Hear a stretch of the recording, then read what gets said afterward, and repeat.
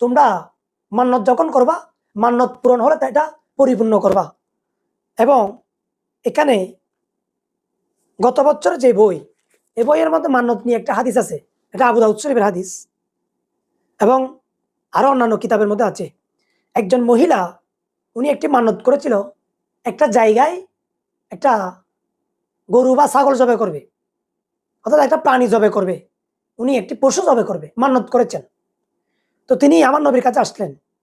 আন্না ইমরাতান আতাত আতাতিন নবী সাল্লাল্লাহু আলাইহি ওয়াসাল্লাম ফাকালাত, তিনি এসে আমার নবীকে বললেন যে ইন্নী নাজারতু আন আযবাহা বিমাকানিন কাযা ওয়া কাযা, আমি একটি নির্দিষ্ট জায়গায় আমি একটি পশু জবাই করার জন্য মানত করেছি। মকানটা কি?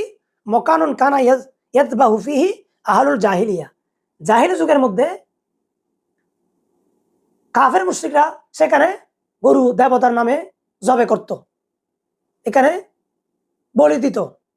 তো আমার নবী বলছেন কওয়ালা লিসনামিন, আমার নবী ওই মহিলাকে বললেন তুমি কি দেবতার নামে এই গরু, এই পশু জবে করবে?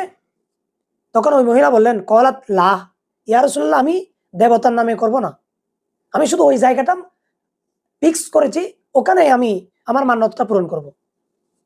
কওয়ালা, আমার নবী বলছেন লিওয়াসানিন, তুমি কি মূর্তির নামে জবে করবা? তখন মহিলা বলেন কওয়ালাত লা ইয়া রাসূলুল্লাহ, না। তখন আমার নবী বলছেন কওয়ালা আউফি বিনুজুরিক, তুমি তোমার মান্যত পূরণ করো।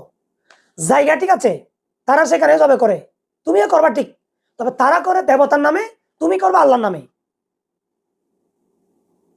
তখন মানত পূরণ করবা। কিন্তু এই হাদিসটা এখন বর্তমান যেটা বই, সেটা স্পষ্ট তুলে ফেলা হয়েছে, অথচ আবু দাউদ শরীফের হাদিস। সেই হাদিস বুঝার বেশ কম থাকতে পারে, আপনি তুলে ফেলবেন কেমনি? দেখুন এখানে বলা হচ্ছে